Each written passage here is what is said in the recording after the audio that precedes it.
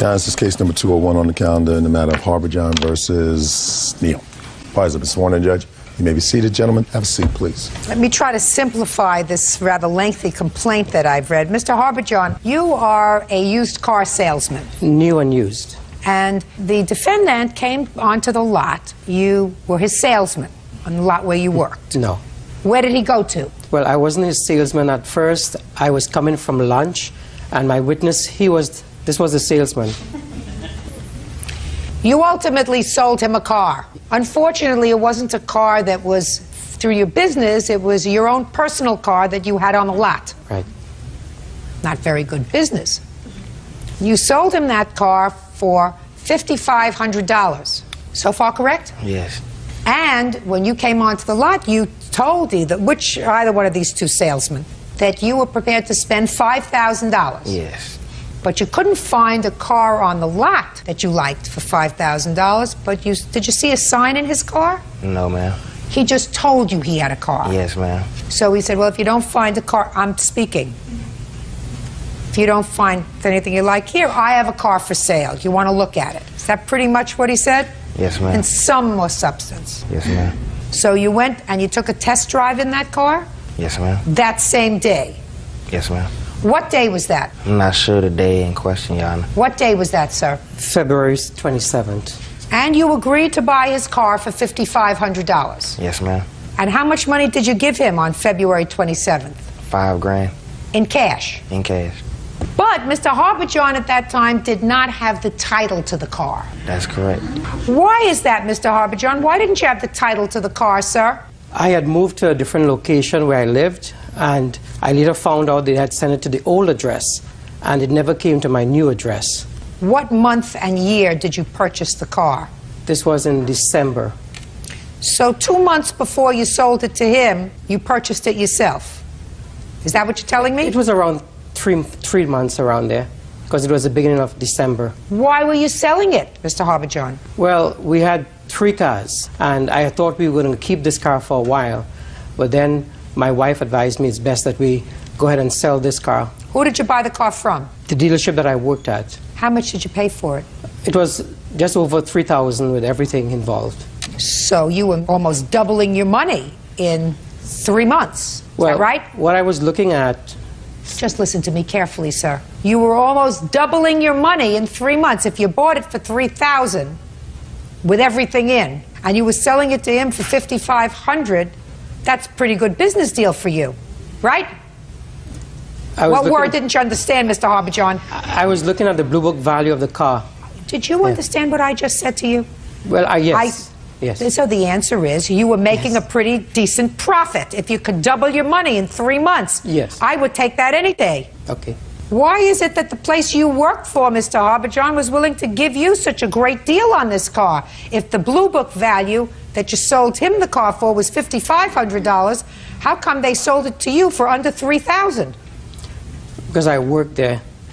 And because you're a trusted employee. After I worked for... I'm speaking. Sorry. Because you're a trusted employee, right? Right. So you repaid their kindness by a couple of months later, instead of selling this gentleman a car off the lot where you work, you sold him your own private car. And you didn't have the title to the car. So you told Mr. Neal that you would get him the title when, Mr. Neal? In the next few business working days, and he said that he would sign it over to me when I gave him the remaining $500. And you accepted that? Yes. And you took the car? Yes. When did you get the title? It was about 2 weeks later, it seemed like. And we met at the DMV. He kept asking me, well, do you have the 500? Do you have the 500? And I said, I don't have the 500. You mean before you got the title? Yes. So I told him, I said, well, since I don't have the 500, and you keep calling me, hassling me about the money, go ahead and give me my $5 grand back. Since you haven't signed the title over, you can have your car back. And he said, no, I don't have the $5 grand. What'd you do with the $5,000? I had bills at home that I needed to take care of. So you spent his $5,000 without giving him, at that time, the title to the car? Yeah. Can I present this? No. I want you to answer my questions. Yeah. Sure. So when he said to you, listen, I don't have the 500 now, and I don't have the title, why don't I just give you the car back and give me my $5,000 back? You couldn't do that because you had used the $5,000 to pay bills. Is that right? Is that what you're telling me? That's part of it. That's all the part of it that I'm interested in. So, in effect, you said to him, I don't have the money to give it back, so then what happened, Mr. Neal? He then went ahead and signed the title over to me, and then we agreed that when I got the money, I would still pay him the remaining $500. And then what happened, sir? I received a phone call from him 2 or 3 days later, and he told me that, you know, he had lost his job because I had went to his job and I caused him to lose his job. Tell me about when you went to his job. You went to his job before you got the title? Yes. The reason I went to the job before I got the title was because everyone was telling me that, you know, you shouldn't buy a car without a title or something if you put that much down on it. You should at least... Did you get a bill of sale from him? No, ma'am. He didn't have one. He had a piece of paper. Can I see what he gave you when you bought the car? I don't have it with me, Your Honor. Well, what did it say, sir? He just wrote a handwritten copy, and then he put my ID on it. On my copy, he just had my picture of my ID. We both signed that. Just a second. Yeah. Okay, well, this says that you paid him $5,000 for this Lexus ES300, balance of $500 paid when the title is given to the seller. That's you. And then it has the tag number, blank, so that's not filled in, and you signed it and he signed it. Now, you're a car salesman? Yes, ma'am. Up here. Your name? Jeremy Collins. How long have you been a car salesman, Mr. Collins? About 4 years. When you sell a car, is one of the things that you identify the car with the year the car was made? Correct. And the model number? Correct. And the make of the car? That's correct. And the VIN number of the car? Yes, ma'am. Would you ever sell a car to anyone and accept their money without giving them those identifying features of the car? No, ma'am. No. Make, model, year, VIN number. That identifies the car that you purchased. Correct. You wouldn't accept this, would you? No, ma'am. Your boss wouldn't accept that. Would your boss? No, ma'am. If you ever sold a car with this kind of information, you think you'd lose your job? Yes, ma'am. Right. Now you can sit down, Mr. Collins. You got me. Judge Judy continues in a moment. And later today, Where'd you get the money from? Financial aid or something. So you took your college money and bought presents for your boyfriend, who was a drug abuser and a thief. So is that what you're telling me? Yeah. real cases, real people. Judge Judy.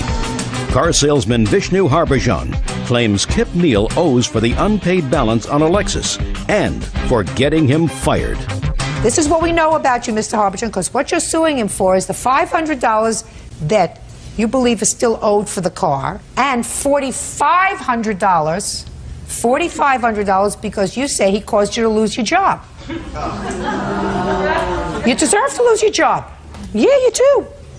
You deserve to lose your job because you sold your own car on your boss's lot. You gave him a bogus bill of sale that didn't have proper identifying materials on it so that he could come back and pursue any rights that he had. And he went to complain about that, which was his absolute right. And if your boss fired you because you sold the car off the lot that was your car, well, that's your problem. Shouldn't have done it. Now I'll hear you. I never knew this gentleman until that day when I was coming from lunch, and I was pulled into park in the parking lot when the salesman here, he stopped me and he said, this gentleman is looking for a car. And he had spent a lot of time on the lot and he couldn't find one. Mr. Jeremy here had already shown him another... Oh, listen to me. Yeah. I don't care. Okay. Don't tell me the whole story. I gave you the germane parts of this story, Mr. Harbhajan. You sold him your personal car. You gave him a ridiculous document here, which is the only document that you have. Is that right? No. Show me the bill of sale that you say you gave him. I just want to correct a lie that was said here. I never told him the amount of days. I said as soon as I get the title, I would give you a call. Mr. Harbhajan, if I go in to buy a car, I expect to get something that indicates to me that this car is mine. He gave you $5,000, almost twice as much as you paid for the car, and he got a car that you could come and take back from him at any time. At any time. Because this doesn't even identify the car that you gave him. Now, he owes you, Mr. Harbhajan, nothing. Nothing. You made $2,000 in 2 months on this gentleman. He overpaid for this car. You took advantage of him, and I think it's the ultimate chutzpah for you to sue him for the other $500 and for $4,500 because you did not behave as an appropriate employee. So, Mr. Harbourjon, your case is dismissed. Goodbye. Good luck. Parties are excused. You may step out. I went out of my way so that he can have the car. I came with $5,000 cash. He had at least a written statement, what we agreed on. I just wanted the car and proof that it was mine. And he reneged on what we agreed on. And he told me, well, you know, I need the money real bad so I can send it back to Taliban. Taliban? To me, I feel like that's the reason he was trying to scam me. Did he say Taliban? Because he was trying to get as much money as he could possible. What is he talking about? I'm not from there. I feel like everybody's always trying to take advantage of the good guy. And now the next case. All parties in the matter of Bowie versus Wiley, step forward. 23-year-old student Lynn Bowie is suing her boyfriend's sister, 23-year-old receptionist Jennifer Wiley, for selling a guitar and a PlayStation belonging to her boyfriend. Miss Bowie, Miss Wiley is your boyfriend's sister. Is that right? Yes, that's correct. This is the boyfriend. Yes. It's really interesting, Bird. I want you to try to follow this. This young man, whose name is Frederick Wiley. Frederick, last year had a bit of a drug problem, smoking a lot of marijuana. And in order to get the money to buy this marijuana, he used to steal from his sister. He used to go into her purse, you know, take money, take her stuff and sell it, right? Yes. And when she would complain that he was taking money that she needed because she's a working gal, he'd laugh at her because he's an idiot. Not to mention he was on high on marijuana. Well, that alone makes him an idiot. Miss Bowie used to buy him presents. PlayStations, guitars, for his birthday and for Christmas, right? That's correct. And Miss Wiley said to her brother, you steal again from me, I'm going to take your stuff and I'm going to sell it and I'm going to keep the money. Right? Yes. And he did. And she did. Right? Yep. Now comes the interesting part. The interesting part is Frederick over here wouldn't think of suing his sister because he knows that I would annihilate him. That he would get exactly what he deserved. So he puts up his girlfriend, Miss Bowie, who says, she can't sell that stuff. I bought that stuff for you. Got it? Oh, I got it. So Miss Bowie comes up with this novel lawsuit, which says, even though I bought him these things as presents for his birthday and for Christmas, I really gave it to him and it's shared property because I bought him the PlayStation so that we were going to use it together. And I bought him, what else did you sell, the PlayStation? The guitar. And the guitar because I used to listen to the guitar. So that too is shared property. You made two mistakes, Miss Bowie. When you give somebody a gift, there are no attachments. If you bought him a PlayStation for his birthday, you may have used it in his house. But if the two of you broke up, the PlayStation was going to stay with him, as was the guitar. Because that's what happens when you give a gift. That was your first mistake. Your second mistake is taking him back. You understand? Do you work? Yes, I do right now. What kind of work do you do? Retail. Were you working when you bought him all these gifts? No, I was not. Where'd you get the money from? Financial aid or something. I was working here and there. So you took your college money and bought him presents? Is that what you're telling me? Yeah. That was your third mistake. Because I want you to figure out what that means. That means that the government was giving you money to go to college, right? The people were giving you money because we were investing in your future. And you were taking that money and buying presents for your boyfriend, who was a drug abuser and a thief. Does that say you're smart? Now, understanding that you did that, and you broke up with him for a while, but then Frederick the Irresistible came back into your life. What is it that's irresistible about you, Frederick? I want you to step up here and tell me. Nothing. That's true. Do you work? No. Why are you looking up at the sky? Because I have to think about it. You had to think about whether or not you work? No, I don't have to think about it, ma'am. Do you work? No, I do not. How do you support yourself? Going to school and make sure that I stay happy with myself. Who do you live with? My mother. Are you the only son? The only son, yes, I will be. Am. What? I am. Yes, I am. Your mother favors you? Say no. Does his mother favor you? Yes, very much so. Do you go to school 8 hours a day? 12 units. I don't know about 12 hours. units? Yeah. I could do 12 units standing on one hand. Wow. And so could you. Because I'm sure your mother wouldn't call you the favorite unless you were a real smart guy. So what do you do with the rest of your time, Frederick? Stay at home, listen to music, Play the guitar? play the guitar. You used to when you had a guitar. Yes. Miss Bowie used her student aid to buy these things for you. Yes, she did. Well, why don't you get a job and pay her back? I'm currently right now looking for a job, so Where are you looking? all over Orange County. How are you looking for a job, Frederick? I wake up at 9:30, get dressed by 10, 11, I catch the bus and go at least 5 miles on each bus that I can go. Yeah, please. Let me help. Go ahead. Let me help with this. Go ahead, he has a question. Orange County? Orange County. What does everybody in Orange County have? A car and a job. A car, right? Yes. How do they clean that car? Most of them. Taking it to the dollar wash and washing it. What would happen if you washed it? They'll laugh at me. Oh, No, I don't know. Probably give me $5 for it. at least $5. Yes. If you multiplied that by 20 people's cars, how much would that be? More than you make now. Yes, it would be. You see where he's going? Do you understand why we've been this couple for a very long time? Can I add something? What? He just currently got fired. He was working with his other sister's boyfriend, and he fired her. He fired him because Because he was lazy No. and couldn't wake up. Oh, that I believe. I don't want to get involved with this anymore. Listen, right now he's his mother's mistake. If you choose to make him your mistake, that's your problem. She didn't know you a penny. Nothing. You made him a present. You made him a gift of these items. She sold them because that's exactly what she said she was going to do if he stole from her again. Actually, He doesn't she did. deny that he stole from her, right? Yes. Right? Right. Good. Goodbye. Parties are excused. You may step out. Now, this is case number 180 on the calendar in the matter of Barillo versus Howard and Howard. Parties have been sworn in, Judge. You may be seated. Miss Barillo, you found Jaron over here, who is how old? 15, Jaron? Yes. Yes, ma'am. On the internet.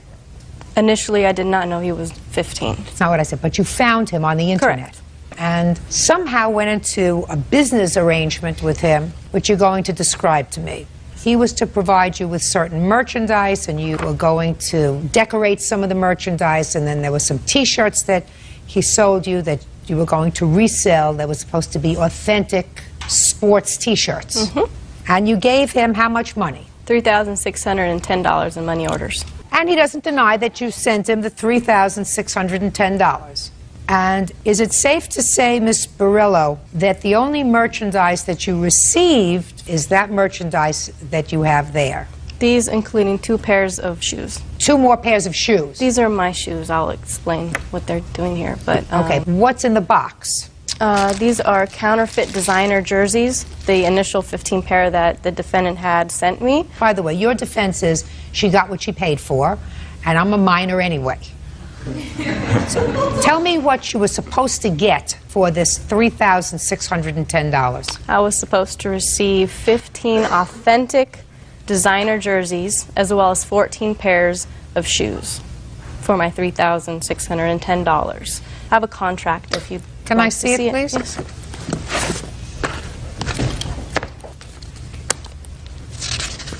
You take notice as well. Did he there's- sign that contract? Yes, as well as about 4 other people that I'm not sure who they are. You understand, Miss Barillo, that this isn't a very good contract. Of course, Your Honor. That's why they took the necessary precautions of sending the money order certified mail. What I'm telling you is this contract doesn't say much. A lot of it was a verbal agreement, Your Honor. Well, let's start with this.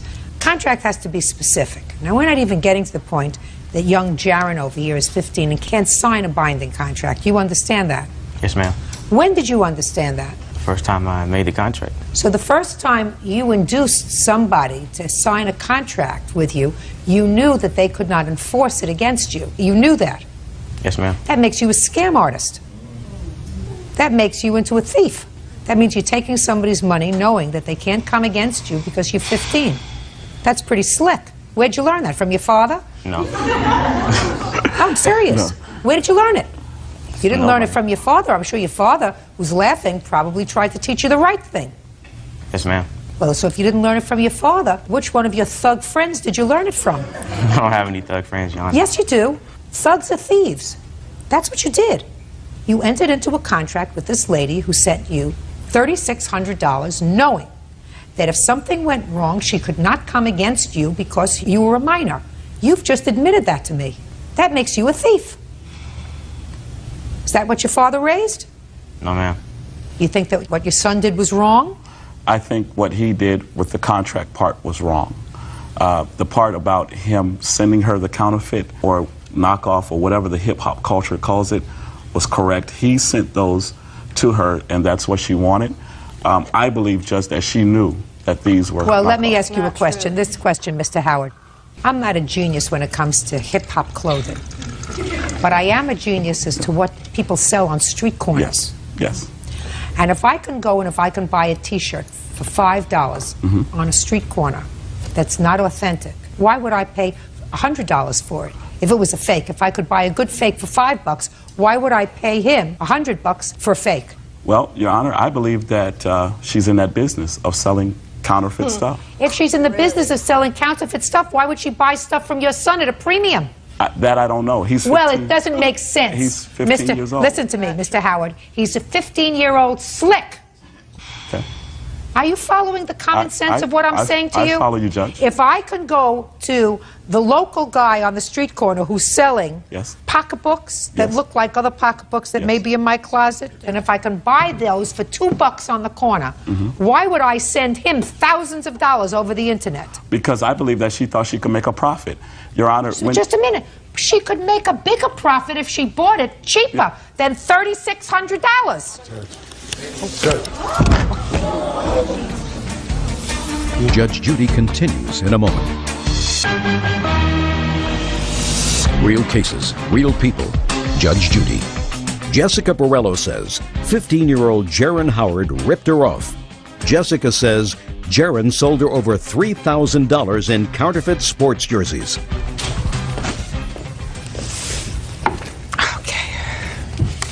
How do you feel? I'm fine, thank you. You're all right? Yes. You didn't have lunch today? Breakfast. Breakfast. Not enough. Did you get something? Yes, thank you. Okay. All right, we were on you, Jaron. Yes, ma'am. She was supposed to get a lot more merchandise than she got, Jaron. What happened to it? Well, after she got this merchandise, I told her I had $900 left, and I told her that $900 left out of the $3,600? yes. No, You mean that stuff? Just correct. a second. Shh, shh. That stuff that she has there, these counterfeit T-shirts and 2 pairs of shoes, cost $2,700? Yes. How much profit did you make, Jaron? I only made $50 per jersey. You made $50 per jersey. Yeah, I get the jerseys for $100, and I sold it to her for $150. A piece? Yes, ma'am. All right.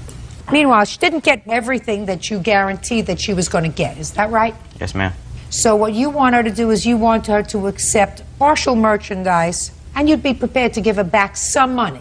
No, the rest of the money was going towards shoes, and the shoes that she wanted, they were $79 a piece.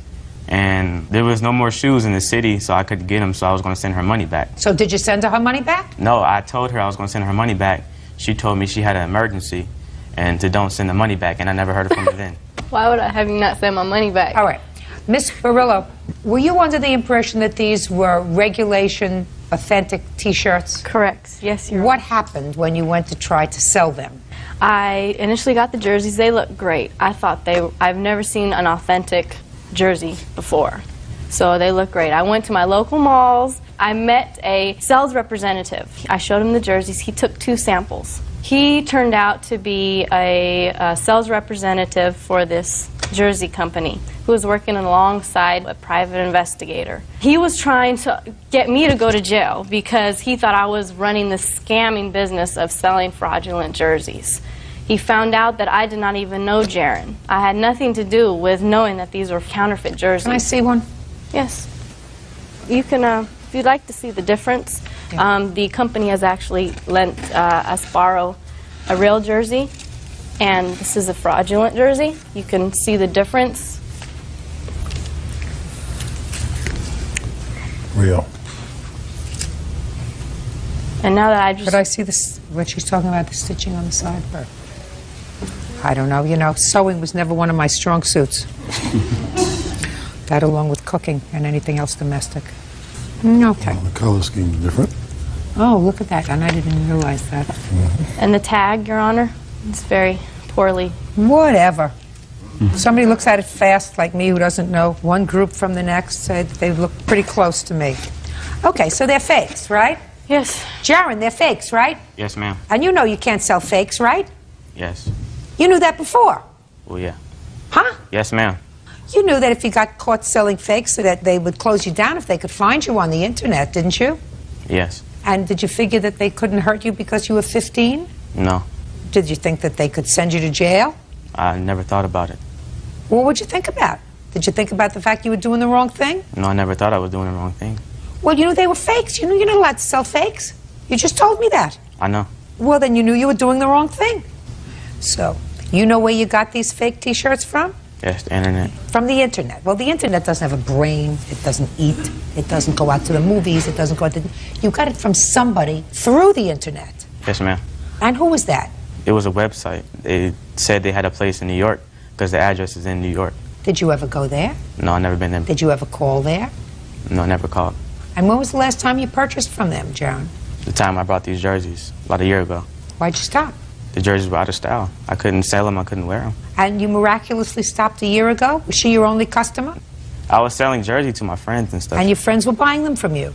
Yes, ma'am. Because they like the fakes, right? I guess, yes. Yes, ma'am. See that box of junk over there? Yeah. It goes back to Jaron. Okay. Those are your shoes? These are my Now you shoes. want to tell me the story about the shoes? This is just initially how he contacted me. I do shoes like this, and I had a pair on eBay. And he wanted me to initially do some shoes for him. He said he did the same thing by painting shoes and selling them. Is that what you did? Yes, I did them for myself mostly. He said he sold them to rap stars. No. So that's how you got started. Initially, All right, those No, are- I didn't say I sold them to rap stars. Yes, you okay. did, Jaron. Where are the two pairs? I'm not so sure you're completely innocent in this whole thing. Judge Judy continues in a moment. And later today, If you took the keys and you put them in your pocketbook and you put your pocketbook under your pillow where you slept, nobody would have gotten their hands on the car keys. You put your keys under your pillow when you sleep. real cases, real people. Judge Judy. Jessica Borello says 15-year-old Jaron Howard ripped her off. Jessica says Jaron sold her over $3,000 in counterfeit sports jerseys. Okay. Mr. Howard, you are responsible, sir. Yes, I am. You are responsible because he's your son. You knew what he was doing. All you had to do was ask the questions that I'm asking, and you would have recognized, if you didn't at Yes, the Your time, Honor. that your son was doing the wrong thing. Right. So you and your son are getting back all that junk over there, and she's going to see to it that you get the 2 pair of shoes as well that you have. Clear? Clear. Good. What? There were 4 pair of shoes. Show me that you delivered 4 pair of shoes. There were 4. There were I 4 will pair of buy you shoes. 2 extra No, pairs. just a Jaron. second. Did he give you 4 pairs or 2 pairs? 2 pairs, Your Honor. Your Honor, I was with Jaron when we bought the 4 pair of shoes. Okay. And my wife was with me. Okay. I How did much did not. you spend for each of the 4 pair of shoes? You could deduct that. They were 84 84. something with tax. Okay. $3,511. Bird, he gets all the junk and she gets her money back. Thank you very Will much. do. That's all. Price Gotta do the right excuse. thing, young man. You may step out.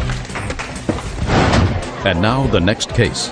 All parties in the matter of Richards versus Highsmith. Step forward. Caretaker Algerine Richards is suing her niece's friend, 27-year-old cashier Jamelia Highsmith, for damages to a rental car. Jamelia says a friend took her keys without permission and wrecked it. Miss Richards, Miss Highsmith is a family friend, Yes. and she is a close friend, according to your complaint, of your niece. Yes. The defendant and your niece were planning to go on a trip.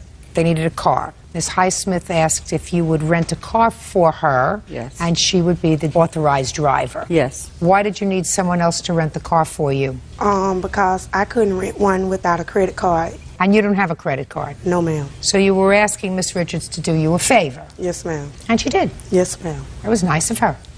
Yes, ma'am. And you signed that you were the authorized driver on this trip? Yes, ma'am. And then, Miss Richards, you get a call that someone else was driving the car. The car was in a bad accident. Since Miss Highsmith was the only one who was authorized to drive the car company's insurance disallowed the claim. True. And they are holding you responsible for all of the damage to the car, and until it's paid, you can't rent a car yourself, and you're going to have this judgment against you on your record. Yes. And Miss Highsmith says it's not her fault. So you're going to explain to me, Miss Highsmith, why it's not your fault. Oh, well, on January the 12th, me and Kawana and her friend, Ann, we went to see my boyfriend, and I put the keys on the counter, and I fell asleep, and I get a knock on the door saying that the car was in a wreck.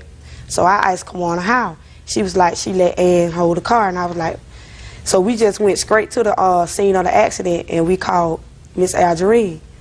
And from there on, I thought everything was all right. Miss Algerine came to me, and she was like, she ain't going down for this, so I need to press charges on her niece, stating that I didn't give her, which I didn't give her permission for the keys, but as the time I went to do that, they gave me the hassle because I was the co-driver and I wasn't over the rental car. I was just the driver of the car. Why weren't you more careful with the keys? If I lay the keys down, if I don't tell nobody to pick them up, should nobody pick them up. That's what anybody Let property. me ask you this question, Miss Highsmith. As between you and Miss Richards, who do you think is more responsible for what happened to the car? Between the two of you? Neither. No. You have to listen to what I'm saying. Okay? I want you to listen to my words. As between you and Miss Richards, who's more responsible for what happened to the car? I still say neither.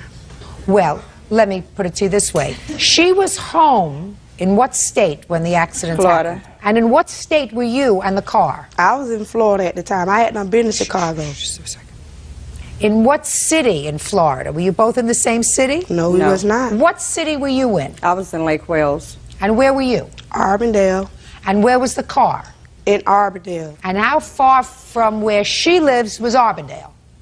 About 30 minutes. So she would have had to have a very, very long arm to have responsibility for that car. Yes, ma'am. Yeah. So, Miss Highsmith, as between you and Miss Richards, she did a good deed. You had control over the car. If you had taken the car keys and put them in your pocketbook and put your pocketbook in a safe place, nobody would have gotten the car keys. Isn't that right? Was in the safe No, listen place. to what I said. If you had taken the car keys and put the car keys in your pocketbook and put your pocketbook in a safe place, nobody would have gotten control over the car keys, right? They was in a safe place. No, they weren't in a safe place. You told me you put them on the counter. If it's my belongings, I should tell nobody not to touch my stuff. The only thing I fault you for is having bad judgment, because this lady is, you know, so thick, it's almost like molasses pouring from here to here. Yes, ma'am.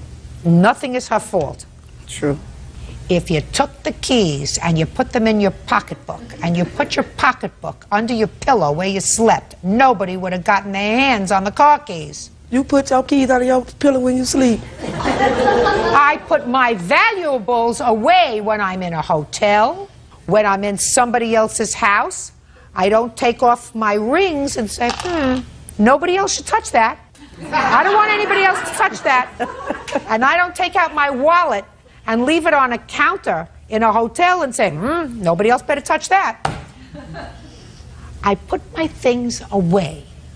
Maybe the reason why you had to go to Miss Richards in the first place in order to rent this car is because you are so irresponsible that a credit card company wouldn't give you a credit card. Because even my 8-year-old grandchild is offered a credit card. I don't want a credit card. That's why I don't have a credit card. Listen, no, you don't have a credit card because you probably overextended your limit when you were 18 and 19 and 20. Don't tell me you never had a credit card because you don't want one. I never had a credit card. I have cash. So I assume that you have enough cash to take care of all of your bills. Can I see the estimate of the damage, please, from the credit card company? And Miss Highsmith, If you believe that someone else is more responsible than you are to pay for this, sue them. Do you understand? Judgment for the plaintiff for the amount of $3,889.49. And if you think that the person who took these car keys from where you left them on the counter should pay this bill, that's what courts are for. That's all. Parties are excused. You may step. Your Honor, this is case number 110 on the calendar in the matter of Height versus Schuler. Parties have been sworn in, Judge. You may be seated. Gentlemen, have seats, please. Ms. Height, it is your claim that the defendant assaulted you in a restaurant. Correct.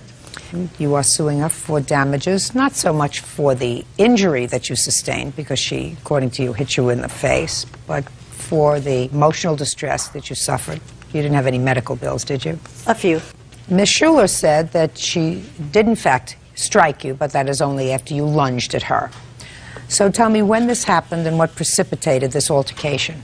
On December 27th last year, my husband's relatives were in from out of town, and we went out to eat some Mexican food. We were sitting in a crowded lobby. I had a party of 12, 7 children and 5 adults. And I was sitting talking to my husband's aunt, and this woman walked in and plopped herself down on the bench next to us and proceeded to lift up her sweater and put this child at her breast. And I sat there for a minute and trying to talk to my husband's aunt, and I eventually said, you know, I really don't think this is the proper place to be doing that in a crowded restaurant lobby. And she said, mind your own business, and I'll do whatever I want, and if you don't like it, don't look.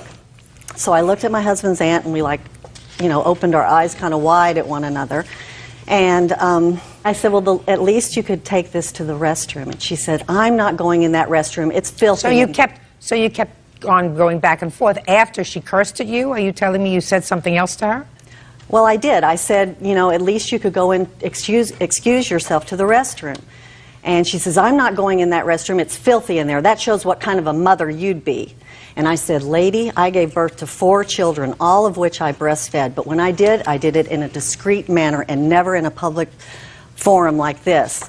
And at that time, the hostess came up and told us our table was ready. And I got up, and I had forgotten to pick my bag up off the floor. And when I turned around to pick up my bag, she came up out of her chair and hit me across the side of the face. Did you sit down and have dinner?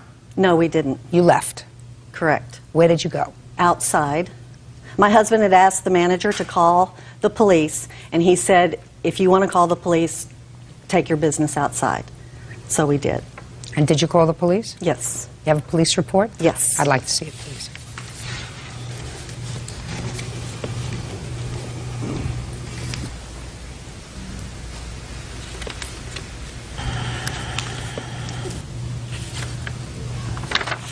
What kind of medical attention did you require? The next morning on Sunday, I went and saw my primary physician, and he checked out my face, and the next day I went and had an x-ray of my jaw. It was okay? It's okay. I was in a lot of pain for about 2 weeks, and my jaw, after she hit me, my jaw, it didn't sit right on my face, and I'm telling my husband, this woman just hit me, and I was holding this side of my face because it hurt more over here for some reason. My doctor told me it was a whiplash effect. And she looked up at me from her bench and said, what the hell are you holding that side of your face for? I hit you on the other side. All right, Ms. Schuler, let me hear your version of the events.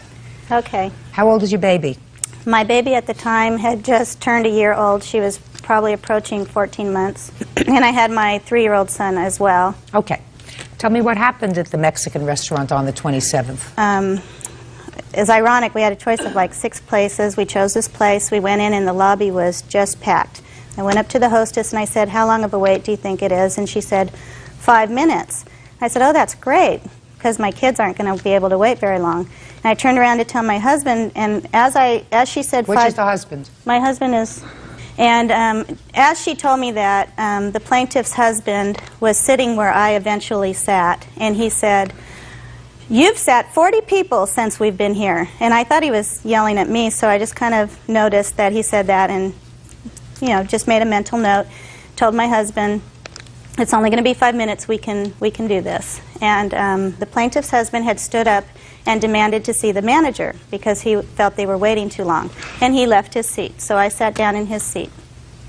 And I started to breastfeed Aubrey because she started to kind of squawk, and we don't like our kids to cause disturbance in public, so started to nurse her very carefully. However, when I started... Tell me what you mean very carefully. I always am very careful not to be real obvious. I had on a thick, heavy cotton beige sweater, and I get my bra down so that it's ready, and then I get her right up to me, and then I make sure the sweater was kind of nuzzled around her face. And I'll tell you how discreet it was in a second, but when I began breastfeeding her, they were talking to the manager, and he told them, he said, yes, we had to clean the tables. And the plaintiff says to him, and I'm sitting here, I don't have anything to do, so I'm obviously listening. And she says, well, what did you have to do? Take them out back and refinish them? And I just thought, oh, these people are really mad, because that was the second comment I heard. So the man sitting next to me, eventually I found out was in her party.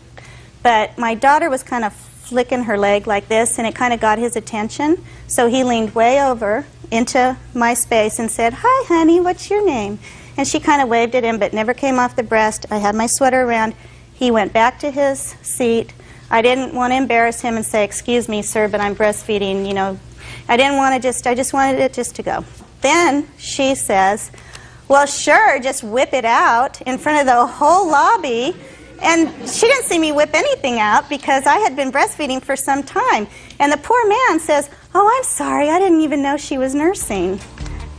Judge Judy continues in a moment. When she raised her sweater, she exposed her breast. She got so close, she was this close, and I slapped her while I was sitting and breastfeeding my daughter. I didn't know what. I was afraid. Sticks and stones, but you can't use But I didn't even force. have sticks and stones. Real cases, real people. Judge Judy. Patricia Height says Sylvia Schuler hit her in the face. Sylvia says Patricia was harassing her because she was breastfeeding her baby in a restaurant. Go ahead. So she says another few comments like you should go to the bathroom, and I finally said, excuse me, ma'am, but you are extremely rude. Because I'd seen her being rude to everyone, and now she was being rude to me. And I did have a dialogue with her. I'm sorry, I don't use words like okay, or I don't talk like that. That's not in my vocabulary. I'm not saying I've never cursed, but I don't curse to people I don't know, most definitely. And she said I should go to the bathroom, and I said, where would you like me to sit in the bathroom? On the toilet? I can't nurse my child on the toilet. And I said, there's really nowhere to nurse. I said, I guess you don't believe in nursing. And she said, I nursed 5 children, but I was much more discreet. And I asked her, I said, well, what can you see? And she just rolled her eyes. She couldn't see anything. So my husband says to her husband, you know, I'm sorry if my wife's breastfeeding is offending you, but she does have the right to feed my daughter wherever she would like. I'm not sure of all their dialogue because they were over there. She kept at me. And so my husband turned and said to her, he said, excuse me, ma'am, but if it offends you, look away. And that's when her husband reeled around and said, you don't talk to my wife that way, and I'm going to kick your effing ASS. And then that went on, and I'm just kind of watching going, oh no. And I'm getting very worried what's going to happen. It was getting out of hand. It was. And so the manager... Who's the manager? This is the manager of the restaurant. Come up here. Tell me your name. Peter Holder. Did you observe this incident? Parts of it. Did you observe when Miss Schuler hit Mrs. Height? No. If you didn't observe this assault, why are you here? To help shed some light on the disposition and the nature of the plaintiffs and how aggressive they were. I'd like to hear that. Go ahead. Rarely do you have I encountered somebody as hostile and aggressive as this. Who? The plaintiffs. They when they came in, we told them it would be about 20 minutes, and for a table, it takes you have to put a certain number of tables together for 12 people. Did they have a reservation? No. Okay. So you told them it would be about 20 minutes. Yes. And 10 minutes later, the hostess came and got me. I was back in the kitchen and said, this man would like to see the manager. He's very upset. So I went out and, how can I help you? And he says, you're seating all these people ahead of us. We've been here way past 20 minutes. It had been 10 minutes. And I said, well, a lot of our tables only hold 2 and 4 people, and that's who we're seating. We have a place all picked out for you, waiting for one more party to leave. And that's when Patricia, I believe her name is, said... Mrs. Height. Mrs. Height said, what do you have to do, take them out and revarnish them? And I went, whoa. And right after the incident, the plaintiff's husband threatened using that language him again, and that's when I asked him to leave. What did you hear? I should kick you. So they were angry? Very. Okay, have a seat. All right, Ms. Schuler, tell me what happened after Mr. and Mrs. Height's name was called and indicated that their table was ready. I believe what got her so angry was that her friend sitting next to me was apologizing profusely, saying, and I didn't realize he was with them until this, and he said, I'm so sorry, and I don't know what's going on with them, and I don't know why they're acting like this. And I said, do you know those people? And he was saying yes, and then their table got called. So he was apologizing to me. I was talking to him. The plaintiff and the aunt stood up. The aunt passed. The plaintiff came over to us and said to him, stand up. You don't need to apologize to her. And as he passed me, she lunged at me and said, he didn't come here to see the likes of you. And she got so close. She was this close, and I slapped her while I was sitting and breastfeeding my daughter, still breastfeeding, and I slapped her because she came so close. I didn't know what. I was afraid. Well, you know that you can't do that. I really didn't. I swear to God. I will swear to God, I did not know I couldn't defend myself. Well, I don't think that is a question of defending yourself. Well, but, you know, you can't use sticks and stones, but you can't use But I didn't physical even force. have sticks and stones.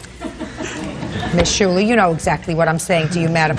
Don't be a passive-aggressive with me.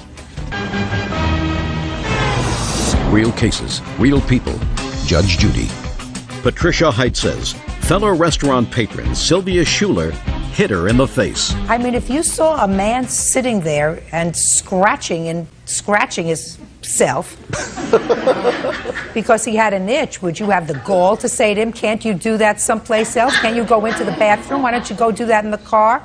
You wouldn't say that to him. Well, you wouldn't say that to him. What you would do is you would take your children, if you believed it was offensive, and you would go outside. You would say, I can't believe that guy can't be more discreet about scratching himself. Well, when she raised her sweater, she exposed her breast, and that's what I had a problem with in a public place. And I want to tell you something. I don't necessarily believe that that's true. I believe that that's a convenient thing for you to say now, and I don't believe that she cursed at you, Ms. Height. I do not believe that you said to her very sweetly, could you please do that, or don't you think you could do that someplace a little more discreetly? And she turned around and called you the names that you attribute to her a moment ago. I don't believe that that happened. Can I let my husband testify? Oh, you can, but I won't believe him either. I don't believe she said that to you. She did. No, I don't believe she said that to you.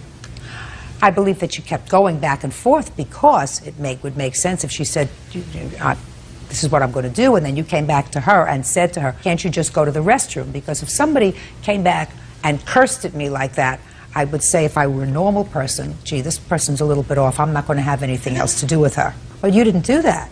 You came right back and you said to her, according to you, after she cursed at you in a vile way, you said to her, calmly, you could at least go into the restroom. That's not what I'm hearing from the manager of the restaurant. That was your demeanor on that day. He didn't. Now, that doesn't mean, madam, that you have the right to put your hands on her. You don't. She has absolutely no right to tell you that you can't breastfeed a child, which is a perfectly natural thing. Some people prefer to do it privately. They feel as if for everybody's sake, including the child's sake. The child is 14 months old. Perhaps we can do this privately. I can go out into the car. I can go into a private corner. I don't have to be in the middle of a lobby with 50 people around me and breastfeeding my child. But that's your prerogative. You know, you say it's a natural occurrence. It is a natural occurrence, and you can do it. There are lots of things that are natural that you don't necessarily do, you know, in the middle of Times Square. However, you understand what I'm saying to you? I do. I'm not being judgmental. I'm not being at the risk of offending the La Leches. I did not breastfeed my children. They grew up just fine. My generation didn't do that. But all my children and their children have all been breastfed. And they whip it out just about anywhere they want. I'm just trying to get over. Well, you're just trying. I'm just trying to get over. I'm not being judgmental. Well, it's not your prerogative to tell her what to do. And I don't believe that you were hurt either. I believe she slapped you and your pride was hurt. But you can't hurt her. Now, I'm going to get to your counterclaim because I think that your counterclaim is also a little bit of nonsense, but I'm prepared to hear it. Okay. It's for emotional distress. Well, I have expenses. That's all I'm asking for. What expenses? I had a lot of consultation with an attorney because I was supposed to be arraigned on March 5th. Yes. I was arrested. She made a citizen's arrest because you assaulted her. Exactly. So I was very concerned. I was a nervous wreck. I've never had any legal problems in my life. Should have kept your hands to yourself. May I ask you a question? Because I'm very interested in the answer to this question. Sure. How close can someone get to you aggressively? How close can an aggressor get before you have the right to protect yourself? Where was your husband when all this was going on? Watching my 3-year-old, who is very active. Is what you're telling me that you were fighting back and forth with this lady and things had gotten so aggressive that she was cursing you, she was screaming at you, your husband got involved, he got involved with your husband, and yet your husband left you to go watch your 3-year-old? Is that what you're telling me? Yeah. Yeah. You put your hands on her. She has the right to make a citizen's arrest. So if that's the expense that you want because you consulted with an attorney, I'm going to deny that application. Okay. And I think that she had no right to put her hands on you, and you have to be compensated for that. But you have to be compensated commensurate with the damage. If you had it to do all over again, would you have moved your seat? Well, she had only sat down like 5 minutes before. And would you have moved your seat instead of starting in with her? No, I probably wouldn't have. Well, then you got a problem. You're not supposed to look for confrontation. You're not supposed to do that. You're supposed to try to avoid confrontation if you can. You know, life is short. You're out having a good time, you're out having dinner, you're waiting for a table. There are 12 of you. According to you, 7 children and 4 adults. You're out to have a good time. Why would you want to start anything that's going to put a damper on that good time? I didn't think that it would. I didn't think that just kindly asking someone to take that into another part of the restaurant or outside would have caused so much her to become so angry. Well, just a second. But she responded to you, and she said it's none of your business. Right? Let's say I agree. Let's say that that's what she said to you. It's none of your business. Let's say she used all the expletives. Then why did you continue the conversation with her? Well, I was sitting with my husband's 70-year-old aunt and uncle. Your 70-year-old aunt and uncle didn't complain. You did. All right, I think you're entitled to be compensated. Judgment for the plaintiff in the amount of $10. That's all. Counterclaims dismissed. Parties are excused. You may step out. In the matter of Barbaras, McGrew versus Pasco. Parties have been sworn in, Judge. You may be seated. Folks, have seats. Ms. Barbaras, according to the complaint that I've read, you and your family have known the defendant from the time he was a little boy.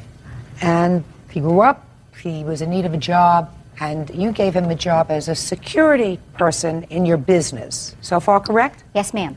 While he was acting in his capacity as a security guard, it is your claim that he stole a very valuable collection of Pokemon cards that you had kept in a safe or some sort of safe place in your place of business, and it is your belief that the defendant stole them. So far correct? So far, so good. The defendant says he did not do it. So tell me when he came to work for you. Last summer, Robert came to me and said that his mother had thrown him out and he needed a place to live and a job. And I've done that before with Robert. I've given him jobs before.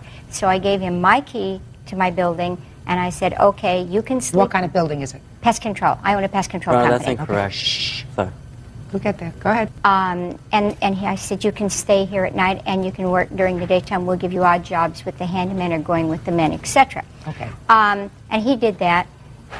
Erratic at best. I called his mother and let her know that he was there. And he became irresponsible. We took the key back. When did you take it back? 2 to 3 weeks after he first came. Go ahead.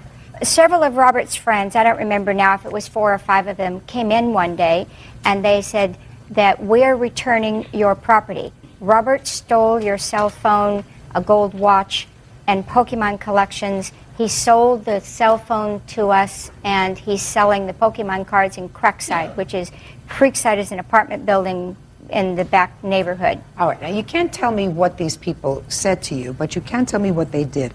They came into your place of business with property. Yes, ma'am. Now, when had that property been stolen? Probably the day before or 2 days before. Where the were same the- day we took the key back. Where was the Pokemon collection kept? In glass cabinets and in the office. When did you notice it missing? Immediately? No, I didn't notice them missing until they came in and told us that he was returning the cell phone and that he had Pokemon collections, the books. Okay. Did you go over to Creekside? Mr. McGrew did. What happened when you got there, Mr. McGrew? Tried to confront Robert. He ran. Where did you confront him? In Creekside Apartments. Was he in an apartment or was he outside? No, he was outside. Did he have anything with him? No. Nothing. Nothing. What did you say to him when you approached him? I asked him for my Pokemon cards. They were your cards? Her and I had purchased them together for the 2 kids here and 2 godchildren. So you went over to Creekside to try to confront Robert, who saw you, you say he ran, Yes. but he had nothing with him. No. Did you ever get back any of the property? Some of the Pokemon cards got back through school, through his little brother. He was passing them out. Whose little brother? Robert's. He was passing them out. Robert had given him the cards. You don't know that? You didn't see that. Is that right? That's right. Okay. Did you see that? I have them. You have the cards that were given back to you that were in the possession of his younger brother. Yes. How old is your younger brother? 8 years old. Your younger brother didn't have a key to the premises, did he? No, Your Honor. Your Honor, they were cards. I'm not speaking to you. My mom can verify that, Your Honor. They had given my little brother some cards. My mom can verify that. Did you ever confront Robert about taking the cards? Yes, I did. When? When I caught him at Creekside Apartments. He admitted... That same day? Yes. And he That admitted same- to me at that time that he took them and that there was What no did way he- I could prove it. What did he say? He said, I took your Pokemon cards and there's no way you can ever prove it. What did you say to him? I can't say that here. Yes, you can. I told him he's a lion. You said that he ran from you. He ran from me. Tell me about how you approached him. I pulled up to the street. I told him to get in my truck. He got in my truck. I started to drive. He got out and ran away. Just a minute. So he didn't run away initially. Oh, no, because I grabbed him by his arm. We're not following each other. I'm going to get this story my way. You drove up in your truck to Creekside. Yes. Did you get out of your truck? Yes. What did you do when you got out of your He truck? walked up and acted like nothing was wrong. So he Still didn't. a friend. Shh. So he didn't run away initially. Not until I put him in the truck. What did you say to him when you got out of your truck? I confronted him about the Pokemon What did you collection. say to I him? asked him, where's my Pokemon collection? And what did he say? He said he didn't have it. And what did you say to him? I told him to get in the truck. We're going to go And- back to the shop. And what did he say to you? He got in the truck. Then I started to take off and he jumped out and ran. And that was what happened on that day. Is that right? No, I went back to the shop. A friend of mine came back with me to Creekside, found Robert, trapped him upstairs on some steps. He was hiding up behind this big guy, a friend of mine. And we had the police called. Yes. Police came, did nothing, took him in on some warrant that he had. Just a second. When you had him trapped in the stairwell, was there any conversation that you had? Yeah, he told me that he did it and there was no way I could ever prove it. Is that when the conversation took place with regard to the Pokemon cards? Yes, Did you tell that to the police? Yes. When the police came? yes. Did they write it down? They took a report. Do you have the report? No, I do not. Why not? Because it was never filed. They don't file reports in Simi Valley. Of course they do. You don't have the police report? There was never a police report made, Your Honor. There was a police report, There was a Your police Honor. report made, the officer's name. Why didn't you get a copy of the police report? They never filed a police report. They have a number 0018796 of That's some a report. That's a report. Listen! Yes. Police respond, they have to file a report whenever they respond to a location. Do you understand that? Not in Simi Valley. Simi Valley is still part of this world. Not It's really. still part of the United really. States. Not really. There's no crime. We don't have crime in Simi. Everything's civil. Your Honor, if I may say, Sure. he did I'm not actually... ready for you yet. I'm not ready for you yet. I'm not Not so yet. sure you didn't do this. Yes, Your Honor. Do you understand what I'm saying to you? Yes, I do, Your Honor. You understand clearly what I'm saying to you. I understand. I have very, very good intuition.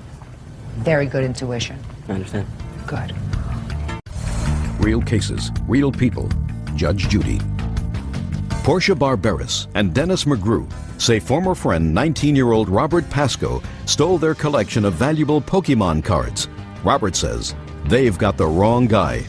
Now, how many times have you been arrested? A few. How many? 3 or 4. For what? Drugs. Drugs. Under the influence. Using or selling? Using. Ever been arrested for possession? No. Of course, you had to have them in your possession in order to use them. Right. Right? Yeah.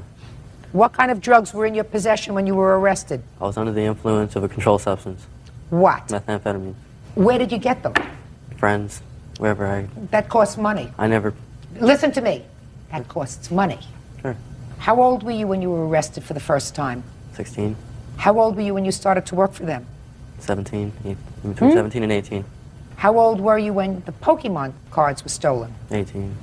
Immediately prior to the Pokemon cards being stolen, when was your last arrest? When I was 18. Was it before or after the confrontation with the plaintiffs? Before. Before. Yes. How much before? Maybe about 4 or 5 months before. And what happened with that case? I was put on probation. Went to jail for 3 days. And prior to that, were you also placed on probation? To another charge?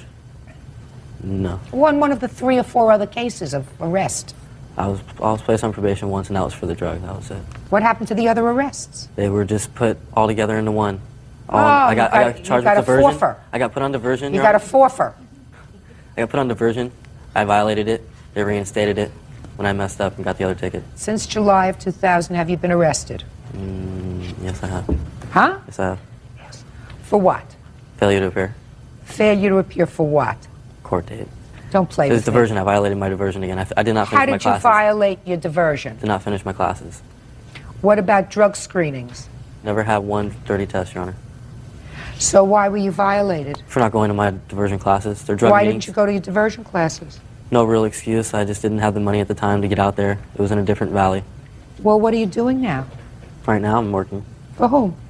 My mom's friend is a construction worker doing concrete. How long have you been working for them?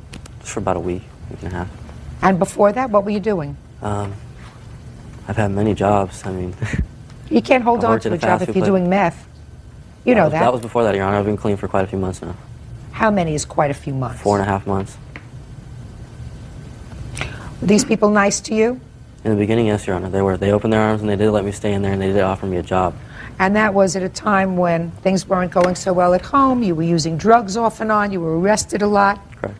Did you need money back in the summer of last year? No. I just needed food in my stomach and a place to sleep. Well, you were using some drugs last Not at the time when I was homeless. When I got kicked out, I just stopped using drugs. I couldn't afford it, Your Honor. Well, I was worried you could about... afford it if you sold Pokemon cards. Never stole those Pokemon cards, Your Honor. You liar. For one, Your Honor, I was Don't never given a key to stay there. They would never give me that key, Your Honor. Robert. They never gave me a key there. Just a Robert. second. No, you guys never gave me a Shame key. on you. Just You a had second. my key. Just a second. Did you Shame on you. physically? Did you physically give him the key? Yes, I did. Tell me when. When he first came there and said he didn't have any place to stay, I called his mother. She said, "Okay, I know where he's at," and I gave him my key. She never gave me your key, Your Honor. Yes, she did. No, she did not, Your Honor. Of course she did. She didn't trust me enough to give me her key. Okay, one of my friends had stolen that cell phone. When my friend came in there and stole that cell phone, Your Honor, he nobody had got- trusts him enough. I listen. Now leave. Leave. Leave. So the cell phone had been stolen by one of my friends, and I took responsibility for that and told him to go turn it back in because it was my job that was getting... Just a second. Now we're getting somewhere, Robert. How did you know one of your friends stole the cell phone? He had told me. The cell phone was in the office. Correct. How did your friend get into the office? Doors open all the time. They're open 24/7. I was not with him, Your Honor. He had showed me the cell phone. He said, "Look, I took this from Dennis." I said, "Well, you got to return it because you're going to get me in trouble. They're going to think I stole it. You got to go return it." What's his name? Kevin. Where does he live? Didn't see me. And so you're telling me that this Kevin is the one who stole the cell phone, Correct. and because you told him to go return it, he went in and returned the cell phone. Yeah, it was my roof over my head and the food in my stomach. I wasn't ready to risk it. He was a friend, but not obviously a good one, stealing from my work. Did you come into some money recently? Not recently, but it's When? supposed to come in, Your Honor. How much money? A couple million. Couple of million. Correct. For a wrongful death from my father. Mm-hmm. When was the last time you lived with your father? I never lived with my father. I would assume that that's one of the reasons why you've pursued this. I didn't know about 2 days after my mom had called her and told her about my father dying, she decided to file a lawsuit because she knew I was getting some money. I had seen Dennis in the pawn shop. He confronted me. He said, You know, started saying all these words to me, bad words. I hope you die exactly how your father died. If not, I would do it myself, but I want my money. It's exactly what he said. Your Honor, do the boys get to speak? About what? About getting the cards back from Austin and the time that I saw Patty in the parking lot and I reached into her front seat and picked up a $500 card that belonged to this collection. Really? Yes. Oh, that's a well, lie. I'd like to know when that That's a happened. lie. Patty is his mother. Yes. Okay, let me hear. She pulled up to the parking lot when I was picking the kids up from school, and I went over to her and I says, "It's probably not a good idea," because I had gone to When the was principal this? About 3 weeks after this whole thing happened, and I says, "It's not a good idea for Austin to be bringing these Pokemon cards to school, and they're giving them to friends. These are some valuable cards." And I opened the door and I was talking to her, and I reached on the seat and I picked up a Blastoid, first edition Blastoid, Japanese, and I says, "There's one of them right there." And she said, "Well, take it if it belongs to you." I said, "It's about a $500 card." And I says, "No, you keep it, because when the police get around to getting there, you'll still have it and you'll present it to him." She says, "Well, I still have all the rest of them on the shelf at home." And then she called me and said that she found them in a dumpster. That they had found all of these Pokemons, all these valuable Pokemons. I mean, we're talking $5,000 right there in what we retrieved in the dumpster. So I immediately went to the dumpster. There was a lot of trash there, but there was not one card, not one piece of plastic, not one shred of all of these thousands of dollars worth of Pokemon that I believe collection. you. Listen to me. Okay. I believe you. Okay. Thank you. How does that tie into him? She has him in her car. She says they found him in a dumpster. Oh, Do I believe that was her? weeks later. Do I believe I know her? You don't believe her. I didn't believe it either. No. You haven't heard the truth yet. I don't have a car, first off. I have a truck. She couldn't even see into my truck to see on my seat. She's not tall enough. Open the door. Oh, you opened my door now. Okay. Hey! We have the cards with his name on them. With whose name on them? His name. It's his collection. The cards that were stolen are in his possession now with the values on them and his name on them. Yes. He has those. Where did he you got get them from Robert's little brother? I understand that. There has to be a nexus between Robert's little brother. The little brother said Big Brother gave him to him. Listen to me. That's hearsay. Now, if you were in a criminal court and the little brother were here or in the courthouse, so that a judge could say to the little brother, "Where did you get those cards from?" Do you understand what I'm saying to you? I understand, and I understand the little niche in the law there. It's not a niche in the law. That's going to help him be found not guilty, so that six little kids have lost their Pokemon collection. They've lost it anyway. That's true. They've lost it anyway. But at least they have got justice if you decide that he did I'm this. telling you, I can't. told you that he did it. I agree. I believe he did it. It doesn't In mean order that for justice me, is going to be served you're, here. you're absolutely right. Robert, I want to tell you something. There's a piece of me, sir, that says that you are either personally involved or know how it came about that this valuable card collection was stolen. This is a card collection that has probably been in the same location for a very long time. Is that a fair statement? Yes, ma'am. It just so happens, coincidentally, that some meth freak who they gave a break to was living in the back room at a time when the Pokemon cards disappeared. Now, I don't believe him that you confessed. No. I don't believe him that you confessed. I believe you did it! I would love to be able to make a legal finding that you did it, but I don't believe you confessed. I just want you to understand me. I believe you did it, but I don't believe you confessed to him. He's a hothead. He thought that that would make a very good part of the case because he was told by the police in Simi Valley, that's still part of this universe I'm speaking, that without a confession you'd have no case. So I believe that he made that up. But I think you did it. I can't make a judgment, but I think you did it. Only you know whether you did it or not. I know. Oh, I know. I know I didn't. Oh, I know you did. I feel it. But that's not what courts are about. Now, the fact that the mother makes up some cock and bull story that they came from a dumpster, right? Good one, huh? It's a good one. It's a good one. You haven't heard from me. You haven't heard from me what the story is. You've heard from her. All I want to know is, well, you want to tell me that your son told you that his older brother gave him the cards? My son can tell you because my son was with me calling me at school. I don't He'll want to tell call you. him. I listen to He'll me. tell you. I don't He was wanna- with me when we found him. She had given him cards. And I don't know that they were her cards. They were in baggies, a bunch of them. I don't know that they were hers. I called her immediately Your when I son found them. stole the cards. Isn't a question in my mind. He knows it, I know it, and he knows that I know it, but she can't prove it. So, live with it. Why didn't she Case come to is my house dismissed. and get them? Parties are Gray. Parties have been sworn in, Judge. You may be seated. You're Georgiana? Yes. And this is your mother? Yes. I'd like your mother to sit down, please. You Miss Smith? Yes, I am. And this is your son? Yes. Why don't you have a seat? Because I'll bring you up later if we need your testimony. How old are you? 14. It is your complaint through your mother that you suffered a serious back injury in school as a result of an incident involving the defendant. Yes. When did this happen? September 11th. And you were in school? Yes. Were you inside the school? Yes. Tell me what happened. My mom dropped me off. I got out of the car, went to the gated area, and I waited for my friends to get there. So my friend showed up a couple of minutes later, and then he showed up. Did you know Thomas from before? Yes. Were you friends? We were socialized, but not friends.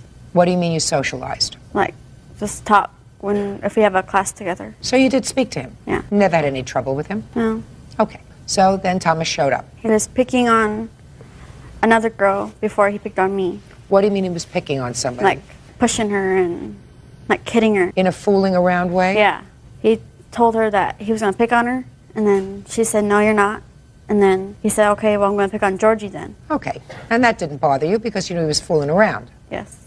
So when he said, I'm going to pick on Georgie, what, did he do anything? He started hitting me. Where did he hit you? Right here and like this. Well, I want you to tell me whether he was hitting you or just... Slapping. Was he laughing, smiling? Smiling. And you?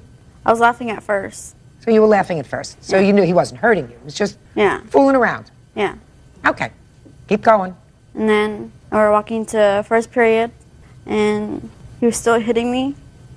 When you say he was still hitting you, how was he hitting you? Slapping me. Where? Like on the arm and right here, like this. And we got to the building, we're inside, and I finally got the nerve to hit him back with my backpack. Tell me how you did that. I swung around twice, and I didn't get him the first time, but I got him the second time, I think around the below stomach area. I guess that made him mad, I don't know. And then I turned around to just get away from him, and I thought he would quit. And so I turned around to go get a drink of water. Let's stop there for a moment. Up until that time, it was really just messing around, wasn't it? Yes. Up until that time, he was really messing around with you. Wasn't hurting you. You were fooling around because you certainly were with enough people so that you could have said to them, somebody help me, he's hurting me. He wasn't hurting you, right? No. And you didn't intend to hurt him when you swung at him with the backpack. You were messing around. Yes. When you swung the first time and missed, did you say anything to him or did he say anything to you? No. Were you smiling when you swung around and hit him? Yes. Were you smiling when you swung around and hit him again? Yes. Keep going. So then you went over to get a drink of water. And I turned facing this way, and he was like to this chair, and then he put his foot against the wall, and he kneeled down. And then next thing I know, he took off, and I thought he was just joking. He was going to stop. And I landed on my behind, and all I remember is crying. Just a second. Wait a second. So he pushed you? Yes. And you fell and landed on your behind? Yes. And you hurt your back? Yes. And that's what this case is all about, the injuries that you sustained as a result of falling on your backside. Is that right? Yes. Okay. You want to say anything? Well, I didn't intentionally mean to push her, but I did not come down in the football position. Just when she swung her backpack, I dodged it and gave her a little touch, and she fell. Well, you pushed her. Yeah. But everything else that we've talked about so far this morning, Thomas, is about accurate. You were messing around? Yeah, for like a minute, but then I left. You were messing around with her? Yeah. And then by tapping her, slapping her, whatever, but nobody was angry. No, it wasn't tapping or slapping like that. What were you doing? Like just talking. You didn't put your hands on her? No. I like put my hand on her shoulder. Well, that's what we're talking about. You put your hand on her shoulder. Yeah. Didn't punch her? No. Didn't slap her in the face. No, ma'am. Right? No. Didn't punch you. No. Now the mothers can stand up. So your daughter was injured. Yes. Tell me how she was injured. She was transported from the school to the nearest hospital near the school. We spent about 8 hours in that hospital before we finally found out by them doing an MRI and an x-ray that she had crushed her T12. I don't know how much you know about medicals, but it takes a lot of force to crush a vertebrae in your back. Was she in a brace? After we were at that first hospital for the first 8 hours, it was decided because of her age and the seriousness of the injury that it was best for her to go to a children's hospital, which was a 45-minute drive, which she had to take by ambulance again. We arrived there at 2 o'clock in the morning. They measured her for a full-body brace that went from here to here, had a front plate and a back plate, Velcroed on the side. And how long did she remain in that cast? For 3 months. But, Your Honor, I also want to stress that because it happened on September 11th, the incident, she was measured for the brace the next day, but because the planes were grounded after September 11th incident in New York, the brace had to come from Michigan, so she had to lay in a hospital bed for 6 days, living on morphine because they couldn't come until a week later. Excuse me. You okay now? She had to, she could not be out of bed without the brace. She couldn't take a shower for 3 months. I had to sponge bathe her every day. Anytime she needed to go to the bathroom, I had to put the brace on her and help her to the restroom. Plus, I was working full-time still, taking care of my daughter with a broken back. Real cases, real people. Judge Judy. 14-year-old Georgiana Hilaire says classmate Thomas Gray injured her back while horsing around at school. Don't you believe that your daughter bears any responsibility for this at all? I'm not excusing this young man's behavior in pushing her, the fact that she fell, but they were messing around. She hit him first. No, There's she no didn't. question. Yes, she did. According to her own testimony, he was at most, I learned a word here, mushing. What's mushing? Didn't you tell me what mushing was when you sort of go like this? Right. Right? Nudge her. It's kind of nudging. That's what he was doing to her. And even according to her, didn't hurt her. She was smiling, he was smiling, she was with a bunch of kids. She wasn't in danger. He hadn't hit her. She hit him with her backpack. And she swung several times with her backpack. That's not excusing what happened. I mean, he could have walked away. Probably should have walked away. Right? Yes, ma'am. This was not an assault. This was kids fooling around on their way to class. And unfortunately, one of them got seriously injured. Were you suspended from school? I was expelled for 2 semesters. What about you? I was out of school for 3 months. Was your son arrested for assault? No, ma'am. Of course not, because this wasn't an assault. So what I want to know now is, what were your out-of-pocket expenses with regard to this I have unfortunate copies incident? of the medical bills. No, I want to know what your out-of-pocket expenses were. I assume you have insurance.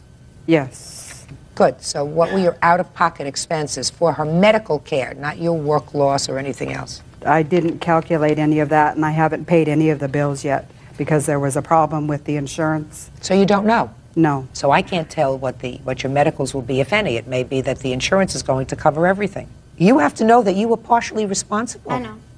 Good. I'm glad you know that. What responsibility do you believe, if any, that you have to compensate the plaintiff for the injury she sustained? Well, I think it was all an accident and that it could have been prevented, but I wasn't thinking at the time.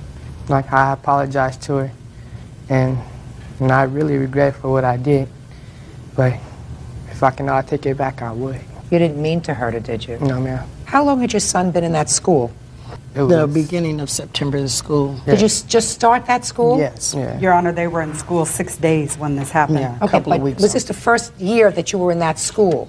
Yes, ma'am. You were just starting high school? Yes, ma'am. Okay, and as a result of that, you were expelled for 2 semesters. Yes, ma'am. That's his punishment.